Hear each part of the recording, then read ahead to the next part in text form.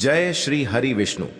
जय मां लक्ष्मी। दोस्तों, 8 दिसंबर शुक्रवार के दिन करीब 400 वर्षों बाद एक दिव्य और दुर्लभ संयोग बनने जा रहा है, क्योंकि इस दिन सभी एकादशियों में से सबसे बड़ी एकादशी उत्पन्ना एकादशी पढ़ने जा रही है।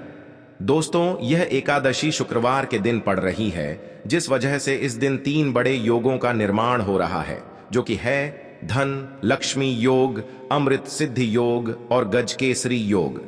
दोस्तों, इन 3 योगों के निर्माण की वजह से इस एकादशी भगवान विष्णु और मां लक्ष्मी की असीम कृपा बरसने वाली है। और अगर इस दिन आप चुपचाप किसी को बिना बताए तुलसी के नीचे यह एक चीज बांध देते हैं, तो आपकी सभी समस्याओं का हल संपूर्ण रूप से हो जाएगा। दोस्तों, एक साल में करीब 24 एकादशी पड़ जाती है और 8 दिसंबर को पढ़ने वाली एकादशी सभी एकादशियों में सबसे बड़ी एकादशी मानी जाती है। इसलिए इस दिन तुलसी से जुड़ा यह अचूक उपाय आपकी हर परेशानी को हल कर देगा, चाहे वह धन को लेकर हो या सेहत या संतान की प्राप्ति को लेकर। इसलिए दोस्तों, वीडियो को आखिर तक जरूर देखें और हमारे चैनल द अंशु वॉइस को सब्सक्राइब भी कर लीजिए, क्योंकि हम अपने इस चैनल द अंशु वॉइस पर ऐसे ही जानकारी देते रहते हैं। दोस्तों, 8 दिसंबर को उत्पन्ना एकादशी मनाई जाएगी। उत्पन्ना एकादशी का दिन श्री हरि विष्णु को समर्पित है। इस दिन जगत के पालनहार श्री हरि विष्णु अपनी 4 महीने की योग्य निद्रा से जागते हैं। इसके बाद से ही सभी मांगलिक कार्य आरंभ हो जाते हैं। इसके अलावा उत्पन्ना एकादशी भगवान विष्णु को प्रसन्न करने के लिए भी बेहद उत्तम मानी जाती है। इस दिन भगवान विष्णु को प्रसन्न करने के लिए कुछ लोग व्रत रखते हैं और पूजा करते हैं। इस दिन सच्ची श्रद्धा और भक्ति भाव से भगवान विष्णु की पूजा करने से सभी मनोकामनाएं पूर्ण होती हैं। दोस्तों, भारतवर्ष में ही नहीं, संसार के लगभग अधिकांश देशों में तुलसी को पवित्रता की दृष्टि से देखा जाता है। अनेक और धीय गुणों से भरपूर तुलसी का धार्मिक महत्व भी है। अनेक धार्मिक अनुष्ठानों और तांत्रिक प्रयोग में इसका उपयोग होता है। पुराणों में तुलसी को भगवान विष्णु की पत्नी होने का गौरव मिला है। इसी कारण तुलसी जगत जननी भी है। परमात्मा के अनेक दुर्लभ वरदान में परिगणना तुलसी का पौधा लगा होता है। वहां ब्रह्मा विष्णु शंकर यानी त्रिदेव का निवास होता है और तुलसी की पूजा करने से महापातक भी उसी प्रकार नष्ट हो जाते हैं, जैसे सूर्य के उदय होने पर अंधकार नष्ट हो जाता है। शास्त्रों के अनुसार जिन घरों में तुलसी का पौधा हरा रहता है, उस घर में सुख शांति और समृद्धि बनी रहती है। भगवान विष्णु की पूजा और प्रसाद में तुलसी का पत्ता होना सबसे जरूरी माना जाता है, क्योंकि इसके बिना पूजा पूर्ण मानी जाती है। इन्हीं कारणों से सभी हिंदू परिवारों में तुलसी का पौधा लगा होना जरूरी हो जाता है। अगर आपके घर में भी तुलसी है तो सुख शांति और समृद्धि के लिए तुलसी मां को चुनरी अवश्य चढ़ाने चाहिए। अक्सर लोग जाने अनजाने में कई गलतियां कर देते हैं। वे तुलसी का पौधा तो लगा लेते हैं, लेकिन तुलसी मां को चुनरी नहीं उड़ते हैं, जिसके कारण उन्हें फलों की प्राप्ति नहीं हो पाती। हमेशा याद रखें, माता तुलसी को चुनरी अवश्य चढ़ाने चाहिए। तुलसी पर चुनरी जरूर चढ़ा चाहिए। तुलसी न केवल एक पौधा है, बल्कि यह हमारे मां के समान है। घरों में तुलसी को चुनरी उड़ाकर रखा जाता है, लेकिन इसका ध्यान कुछ लोग ही रखते हैं। आमतौर पर लोग तुलसी को लाल रंग की चुनरी उड़ते हैं, लेकिन लाल मंगल का रंग है और तुलसी का कारक बुध है। बुध और मंगल मित्र नहीं है। बुध के अनुकूल ग्रह शुक्र और शनि है। इसलिए तुलसी जी को सफेद चमकीली या नीली चुनरी चढ़ाना अत्यंत शुभ होता है। कई लोग यह भी गलतियां करते हैं। तुलसी की चुनरी काफी पुरानी हो जाती है या फट जाती है, लेकिन एकादशी या फिर अन्य कोई शुभ दिवस पर तुलसी की चुनरी लोग बदल देते हैं। लेकिन आपको न केवल त्योहारों पर चुनरी बदलनी चाहिए, बल्कि साफ सुथरी चुनरी मां तुलसी को हमेशा उड़ानी चाहिए। बगैर चुनरी के मां अच्छी नहीं लगती। तुलसी मां नाराज होती है और आपको फलों की प्राप्ति नहीं हो पाती है। दोस्तों, तुलसी में कई दिव्य शक्तियां विराजमान हैं। जो लोग तुलसी विवाह कराते हैं, उन्हें कभी कष्ट नहीं आते होती हैं। स्वर्ग की प्राप्ति मां बड़ी प्रसन्न होती है। शालिग्राम और तुलसी का विवाह करने से सारे अभाव, कलह, पाप, दुख और रोग दूर हो जाते हैं। दोस्तों, तुलसी के पास यह चीज कभी न रखें। तुलसी मां होती है क्रोधित। जहां तुलसी का पौधा होता है, वहां आपको अपने मुख से कड़वे बोल नहीं बोलने चाहिए। इसके आसपास जूते, चप्पल, झाड़ू, पोछा आदि रखना भी पाप माना जाता है। तुलसी के आसपास थूकना भी घोर अनर्थकारी माना जाता है। तुलसी के पास जल से भरा हुआ पात्र कभी नहीं रखना चाहिए। साथ ही तुलसी में दीपक जलाने के बाद दीपक को वहां से हटा देना चाहिए, क्योंकि तुलसी के नीचे बुझा हुआ दीपक रखना अशुभ माना गया है। तुलसी के पौधे में शिवलिंग और गणेश जी की प्रतिमा रखनी नहीं चाहिए। तुलसी के गमले में कोई अन्य पौधा नहीं लगाना चाहिए। तुलसी का पौधा जहां भी हो वहां पर सदैव साफ सफाई होनी चाहिए। तुलसी के पास कपड़े नहीं सुखाने चाहिए। तुलसी का पत्ता नाखून से नहीं तोड़ना चाहिए। माता क्रोधित हो जाती है। तुलसी के पत्ते सूख कर गिर जाते हैं, उन्हें कूड़े में नहीं डालना चाहिए, पानी में या मिट्टी में दबा देना चाहिए। तुलसी का पत्ता रविवार को नहीं तोड़ना चाहिए और ना ही रविवार को तुलसी की पूजा करनी चाहिए। बाकी हर दिन तुलसी की सुबह पूजा करनी चाहिए और शाम के वक्त दीपक जला देना चाहिए। अक्सर महिलाएं स्नान के बाद खुले बाल में ही तुलसी को जल देती हैं। तुलसी को भगवान से सदा सुहागिन रहने का वरदान मिला है। ऐसे में सौभाग्य में वृद्धि के लिए बालों को बांधकर और मांग में सिंदूर लगाकर तुलसी में जल अर्पित करना चाहिए। दोस्तों, चाहे मर जाना, लेकिन भूल कर भी ऐसी तुलसी कभी घर में मत लगाना, नहीं तो आपके घर में हमेशा परेशानी आएगी। ऐसी तुलसी कभी ना लगाएं दोस्तों। कभी भी गंदी मिट्टी में तुलसी का पौधा मत लगाना, इससे नकारात्मक ऊर्जा का साय प्रवेश कर जाता है और माता तुलसी नाराज हो जाती है। घर में सूखी तुलसी नहीं रखी जाती, इससे अकाल मृत्यु का खतरा बना रहता है। घर की सुख समृद्धि सब खत्म हो जाती है। घर में सूखी तुलसी होने से माता लक्ष्मी कभी वास नहीं करती, चाहे कुछ भी हो जाए। अगर आपकी तुलसी सूख गई है तो इससे यह पता चलता है कि आने वाले समय में आपका बहुत बुरा समय आ सकता है। शास्त्रों में बताया जाता है कि सूखी तुलसी घर में लगाने पर मां तुलसी का अपमान माना गया है। ऐसे घर से हमेशा हमेशा के लिए तुलसी माता क्रोधित रहती है। दोस्तों, मासिक धर्म में किसी भी पौधे में पानी नहीं डालना चाहिए, खासकर तुलसी में तो भूल कर भी नहीं। ऐसा करने से तुलसी का पौधा सूख सकता है और घर की सुख शांति सब भंग हो सकती है। तुलसी के पौधे में नियमित साफ सफाई करनी चाहिए।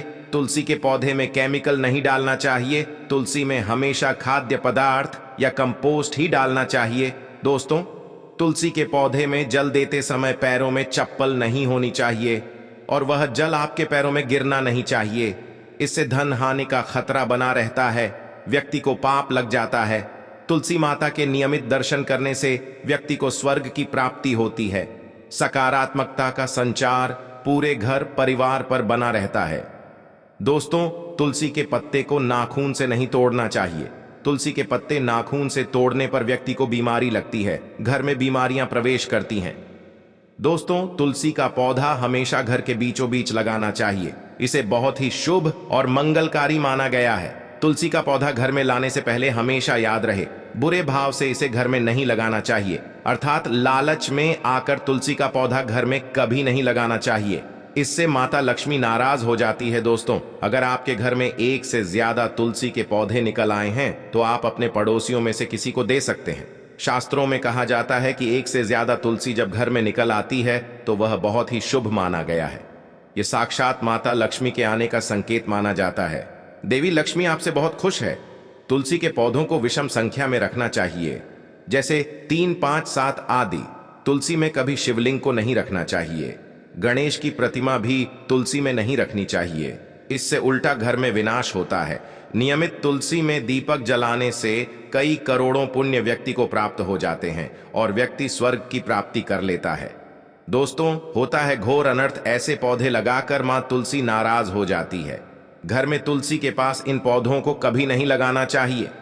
ये पौधे अशुभ होने के साथ साथ पूरे घर का विनाश भी करते हैं। मां तुलसी होती है क्रोधित।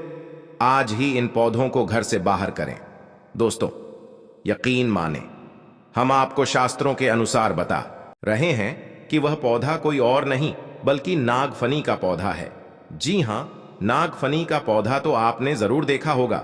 आपको बता दें, आप ऐसे कई घरों को देख सकते हैं जहां पर नागफनी का पौधा कभी नहीं होता है, क्योंकि यह पौधा नकारात्मक ऊर्जा का संचार करता है। पुराण में बताया जाता है कि जो पौधा हरी भरी कलियों की उत्पत्ति ना करके कांटे की उत्पत्ति करता हो, जिसमें पत्तियां ना के बराबर हो, ऐसे पौधों को घर में कभी नहीं लगाना चाहिए। खास तौर से बताया जाता है कि किसी भी धार्मिक स्थल पर नागफनी का पौधा नहीं लगाना चाहिए, खासकर बात जब तुलसी के पौधे की आती है तो घर में कभी भी तुलसी के पास नागफनी का पौधा कभी नहीं लगाना चाहिए।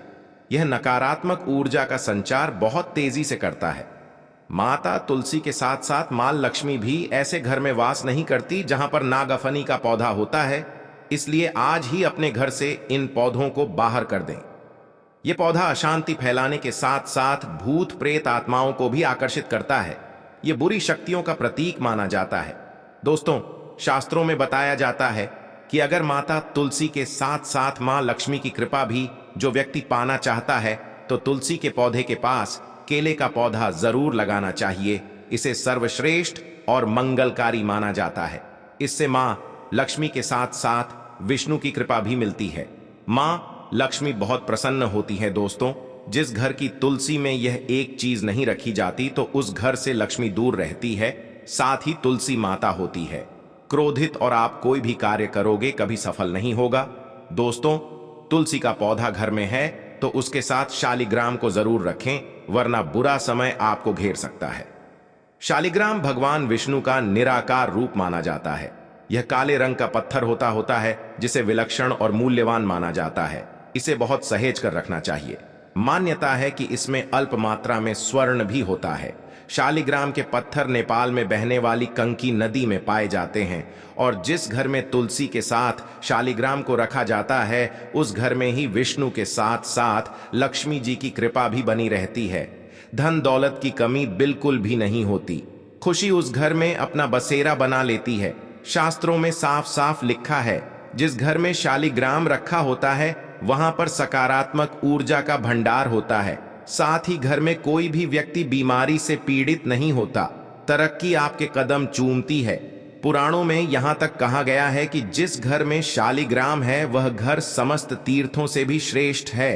इनके दर्शन और पूजन से समस्त भोगों का सुख मिलता है। स्वयंभू होने के कारण इनके प्राण प्रतिष्ठा की आवश्यकता नहीं होती।